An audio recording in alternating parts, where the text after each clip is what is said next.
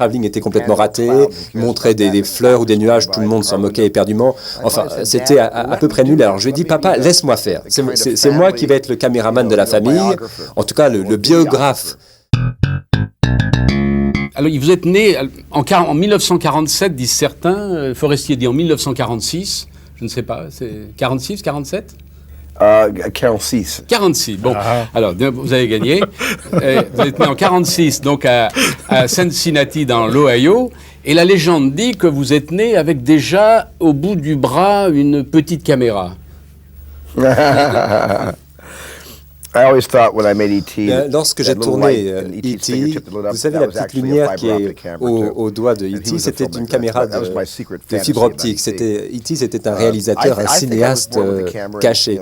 Peut-être que j'avais une caméra sur moi, dans ma personne, lorsque je suis né, j'en sais rien, mais enfin, je fais des photos depuis que je suis gamin. Oui. En fait, tout de suite, vous avez eu, enfin, je sais pas si c'est une légende, mais que vous êtes emparé de la caméra de votre père, il savait pas tourner, et que vous lui avez montré déjà comment vous êtes devenu une sorte d'accro de cet instrument. C'est vrai. Thank you.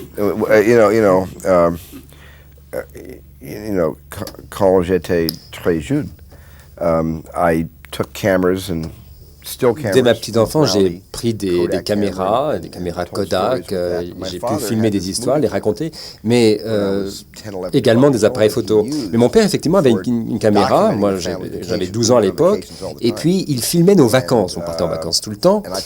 Et alors je lui ai pris effectivement sa caméra, puis lui il ne savait pas tenir la caméra, ça tremblait tout le temps, il n'arrivait pas à rester en place, il y avait un plan fixe pendant une seconde ou deux, puis après il passait ailleurs, le travelling était complètement raté, il montrait des fleurs ou des nuages, tout le monde s'en moquait éperdument. Enfin, c'était à peu près nul. Alors je lui ai dit, papa, laisse-moi faire. C'est moi qui vais être le caméraman de la famille, en tout cas le biographe de la famille. Enfin, je ne sais pas si c'était le filmographe de la famille, mais enfin, toujours est-il que j'ai pris la caméra en main. Puis alors, ce que j'ai fait, au lieu de simplement filmer nos vacances, j'en ai fait des histoires.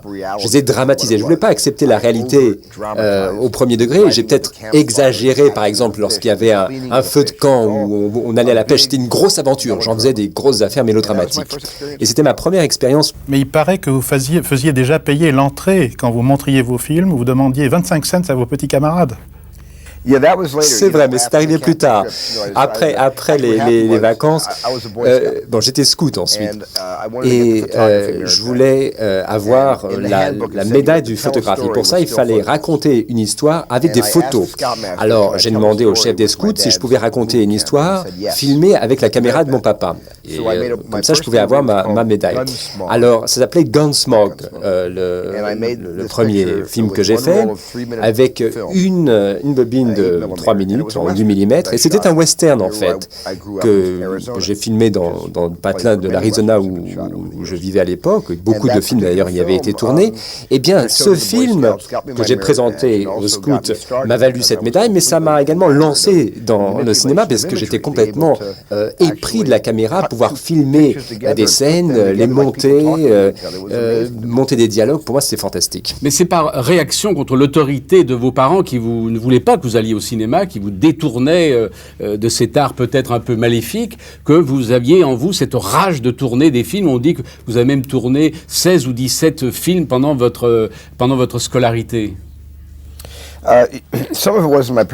Oui, effectivement, mes parents ne voulaient pas que j'aille au cinéma parce qu'ils estimaient qu'ils ne maîtrisaient pas le cinéma. Ils avaient peur que la violence qu'on y voyait pouvait être dangereuse. C'est-à-dire que moi, j'étais très impressionnable quand j'étais gamin. Si je voyais un serpent à l'écran, j'étais terrifié. Alors, ils ne voulaient pas que j'aille au cinéma. Ils m'ont emmené voir quelques films, par exemple, les comédies musicales avec Fred Astaire. Ça, d'accord. Mais, par exemple, le premier film que j'ai vu, c'était le film de Cecil B. DeMille, The Greatest Show on Earth.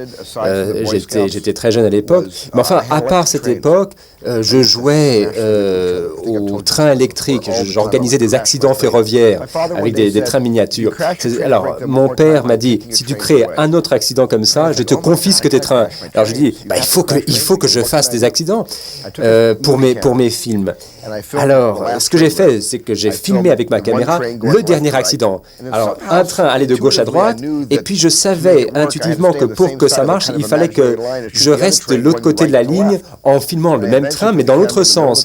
Alors, j'ai mis la caméra entre les deux trains sur la même voie pour organiser l'accident. Alors, je n'ai pas fait d'autres accidents, mais je me suis filmé, je me suis représenté cet accident des tas de fois. Mais l'une des choses les plus étonnantes, c'est quand même, quand vous étiez très jeune, vous êtes allé au studio Universal, vous êtes rentré dans le studio... Et Warner Brothers. Voilà, vous êtes rentré, vous êtes resté pendant 2 ans dans le studio en vous faisant passer pour quelqu'un qui y travaillait.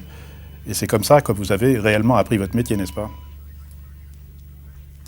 Oui, you're right. Actually, that was c'est vrai. Non, vous avez raison. C'était Universal. D'abord, je suis allé chez la Warner, mais en fait, effectivement, pendant 2 ans, je me suis fait passer pour un employé de la Universal.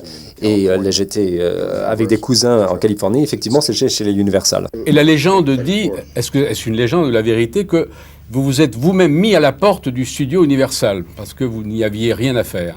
Au bout de 2 ans? Au bout de 2 ans.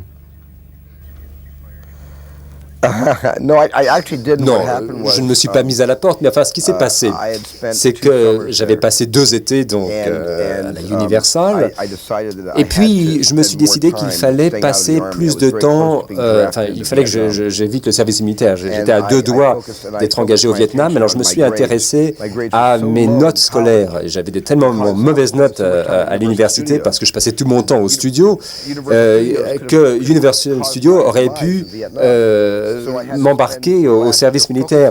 Alors il fallait que je me concentre sur mon activité universitaire pour ne pas être engagé. Alors c'est grâce à la télévision que vous avez fait vos débuts de cinéaste. Les Français ne savent peut-être pas que vous avez même tourné un Columbo et d'autres films de télévision.